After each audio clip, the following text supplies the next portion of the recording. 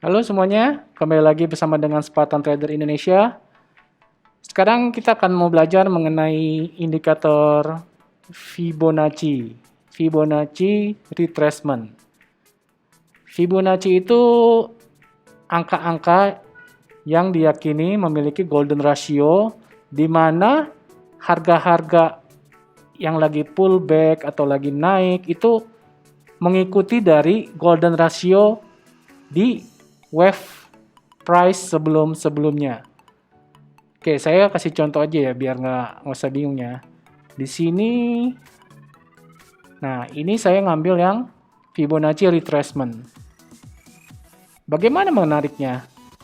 Namanya retracement, berarti kayak semacam jika kita ingin mencari suatu retrace dari harga dari yang sedang menurun, kita akan mencari tahu seberapa jauh dia menurunnya dengan menggunakan golden ratio ini. Jika kita ingin tahu seberapa dia nantinya akan naik, kita akan mencoba meretrace dari harga tertinggi di wave sebelumnya dengan retracementnya Fibonacci. Contoh. Ini saham BBRI lagi naik ya. Kalau kita lihat wave tertinggi terakhirnya itu ada di sini kan? Di 3670. Oke, saya kasih lingkar ya. Saya kasih lingkar. Ini Eclipse. Ini adalah titik tertinggi di wave sebelumnya, di puncak ya. Puncak sebelumnya harga jatuh. Dan ini adalah titik terendah BBRI yang kemarin ini ya. Sebelum dia melanjut naik. Nah, kita mau mencoba meretrace, ini harga lagi naik ke seberapa tinggi dari puncak sebelumnya. Saya menggunakan Fibo retracement. Karena kita mau meretrace arah naik, maka saya nariknya dari bawah ke atas. Jangan terbalik. Kalau saya ingin meretrace seberapa jauh harga turun, saya akan nariknya dari atas ke bawah. Ini ya, saya tarik dari bawah ke atas karena saya mau meretrace seberapa jauh dia harga bisa naik. Klik dari yang paling bawah, lalu tarik ke sini, ke paling atas. Nah, ini kan settingan default. Nolnya ada di atas. Sebenarnya harusnya nolnya itu ada di bawah. Karena kita mau mencoba, ini loh titik nolnya, ini loh titik awalnya. Jadi, saya akan merubah settingan dari defaultnya Fibonacci retracement yang ada di TradingView ini. Saya double klik. Nah, muncul settingannya ya. Saya nggak mau ada garis trendline-nya ini, yang garis putus-putus ini. Saya uncheck. Oke. Lalu saya mau nolnya itu di bawah. Di pertama kali titik saya narik. Karena itu adalah titik dasar sebagai acuan saya. Seberapa jauh harga ini bisa naik mengikuti acuan dari harga tertinggi sebelumnya. Yaitu di sini. Reverse saja. Nah, di reverse, nolnya di sini. Nah, angka 1-nya di sini. Oke. Saya mau misalnya value-nya itu labels-nya ada di kanan. Ada di kanan. Golden ratio-nya dan harganya. Ini kalau harga yang nggak boleh tampilin bisa di-uncheck. Levels yang nggak boleh tampilin bisa di-uncheck. Tapi saya perlu informasi itu, jadi saya diamkan saja. Lalu background. Saya nggak mau warna-warna begini, pusing ah. Background bisa dihilangin, di-uncheck. Jadi cukup garis-garis saja. Lalu saya mau informasi ini, labels dan price-nya ada di kolom paling kanan. Jadi saya extend ke kanan. Lihat, dia ada di paling kanan. Oke, sementara oke dulu. Lalu, ini kan warnanya masih warna-warni ya, ada warna merah, hijau, biru. Saya maunya satu warna aja. Klik, cukup diklik Fibonacci-nya. Ini, lihat ya, ini adalah panel dari properties yang ada di, kalau kita klik sembarang nggak ada. Begitu kita klik Fibonacci-nya, dia muncul ya. Saya mau ganti warna biru misalnya. Semua jadi warna biru. Saya nggak mau garis begini, saya maunya garis putus-putus. Oke, bisa. Bisa jadi garis putus-putus, sorry, di sini.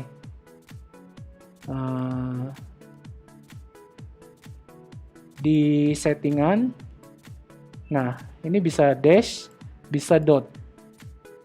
Saya mau yang dash. Ketebalannya pun bisa diatur seberapa tebal.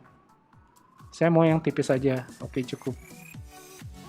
Nah, lihat ya, kalau kita udah dapat informasi seperti ini, dari harga terendahnya Fibonacci level 0 ini, dia sudah meretrace sampai ke setengahnya dari harga yang tertinggi sebelumnya, yang di 3670 ini.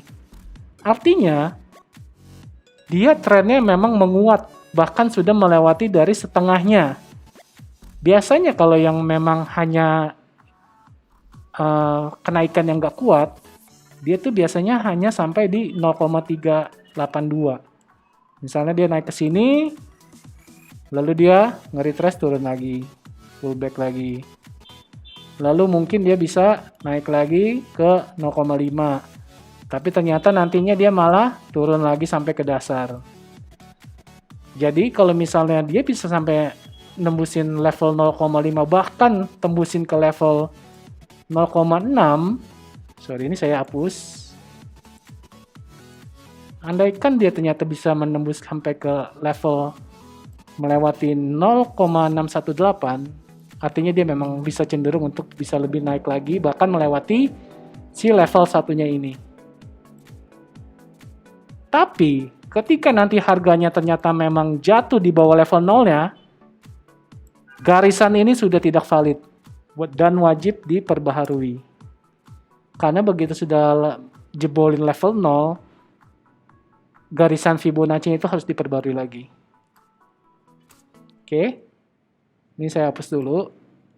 Sekarang kita akan mencoba menggambar level Fibonacci itu dengan cara saya pribadi yang saya pakai selama ini, dan ternyata ya memang proven ya untuk membantu trading saya. Jadi, menggambar Fibonacci yang benar menurut saya pribadi, saya menggunakannya dari timeline monthly.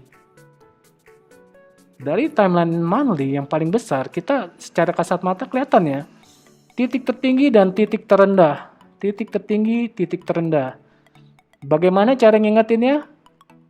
Kita kasih menggunakan Fibonacci. Saya membantu menggunakan magnet supaya pas ya titiknya ya. Saya klik, saya cari titik yang paling tertinggi, tarik sampai titik yang terendah. Terendah itu ada di sini. Dan saya membedakan warnanya adalah dengan warna hitam dan tanpa putus-putus. Line. Jadi saya tahu begitu saya berada di time frame daily, begitu melihat ada garis hitam tidak putus-putus, ini berarti adalah Fibonacci dari harga tertinggi dan harga terendah BBRI sepanjang masa. Oke, balik lagi ke monthly.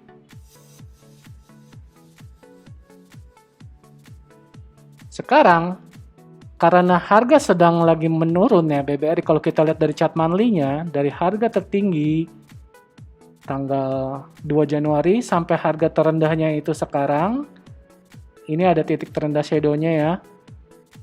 Kita mau meretrace, dia tuh sebenarnya bisa jatuh sampai ke berapa sih?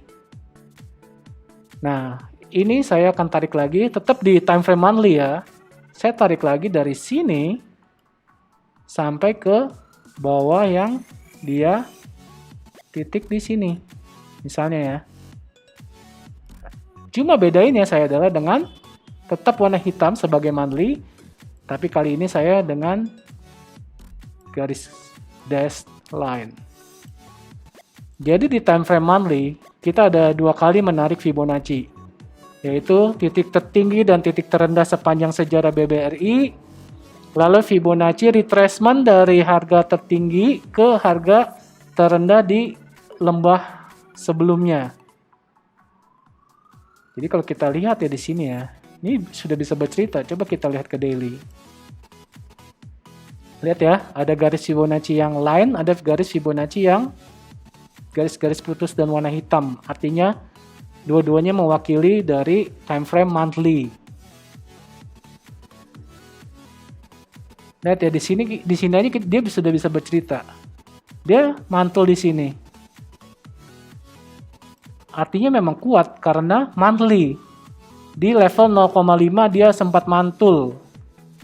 Lalu dia naik ke atas, ternyata tidak kuat sampai di level, ini saya tarik.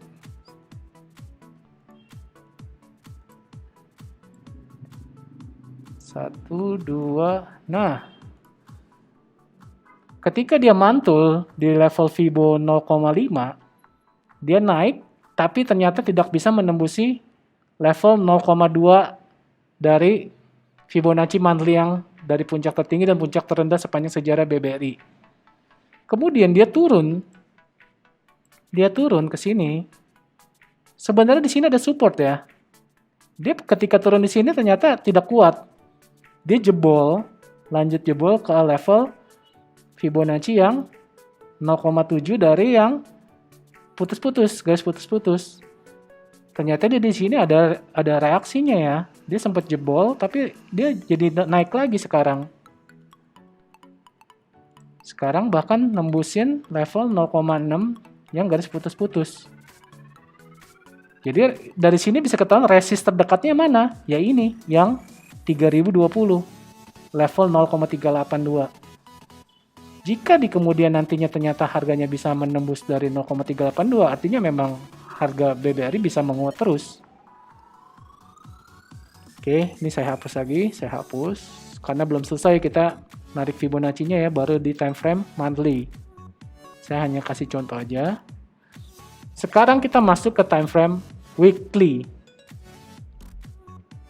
Bagaimana nariknya? Kalau kita lihat weekly, dari harga koreksi dalam, tiba-tiba ada rejection mantul di tanggal 18 Mei, lalu lanjut di candle kedua weekly setelah 18 Mei itu di tanggal 26 Mei, sudah ada rejection untuk naik ke atas. Berarti kita akan meretrace seberapa jauh harga ini bisa naik ke atas.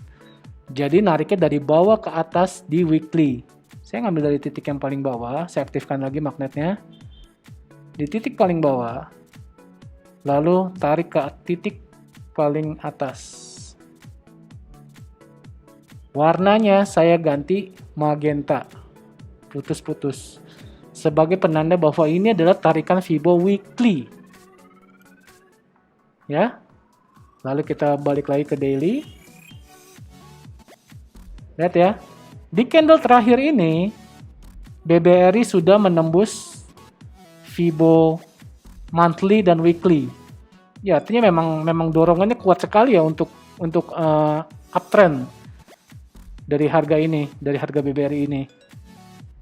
Nah, sekarang kita ada di daily ya. Daily pun juga kita bisa narik. Kalau yang weekly tadi kita nariknya sampai ke paling atas, yang daily kita bisa nariknya sampai ke sini. Tarik dari yang paling bawah ke yang di sini. Saya kasih warna biru. Biru mewakili daily kalau saya. Lihat ya. Nah, di sini udah kita bisa menentukan support dan resistance berdasarkan Fibonacci. Monthly, weekly, dan daily. Candle terakhir ini benar-benar kuat banget. Dia tembus Fibonacci, monthly, weekly, daily, bahkan ini udah nembusin 0,5-nya ya. Tinggal kita lihat penentuannya nanti apakah dia benar bisa menembus di level 0,382 yang monthly-nya atau tidak. Tapi setidaknya kita udah tahu jarak terdekat resistnya adalah di 3020. Oke. Nah, saya mau bercerita lagi mengenai dari tarikan garis Fibonacci monthly, weekly, dan daily. Ini ada beberapa Fibonacci yang berdekatan, nyusun sama-sama. Ya, saya kasih contohnya. Ini berdekatan. Ini bisa kita sebut sebagai Fibo cluster. Fibonacci cluster itu artinya berarti semakin banyak garisan yang bertabrakan berdekatan, artinya itu akan menjadi kuat. Kalau misalnya di atas berarti dia menjadi resisten yang akan menjadi kuat. Kalau misalnya dia di bawah berarti dia akan menjadi support yang kuat. Itu istilah dari Fibonacci cluster. Seperti ini contohnya lagi. Saya kasih kotak ya. Rectangle. Ini ya, ini ada Fibonacci cluster. Ini pun juga Fibonacci cluster. Jadi bisa dibilang area ini Fibonacci cluster yang di bawah ini bisa menjadi support yang kuat. Area yang di atas bisa menjadi resist yang kuat. Oke. Dengan demikian cukup ya untuk pelajaran kali ini Fibonacci retracement, tarikannya dari monthly, weekly, dan daily. Kita sudah bisa melihat support dan resistance sebagai panduan kita dalam trading. Bisa mencari target, bisa juga menjadi sebagai acuan stop loss kita jika trading plan kita ternyata salah analisa. Oke, saya rasa cukup sekian. Terima kasih. Jangan lupa subscribe dan di-share untuk teman-teman Anda yang mau belajar juga mengenai technical analysis ini. Sampai jumpa di video berikutnya.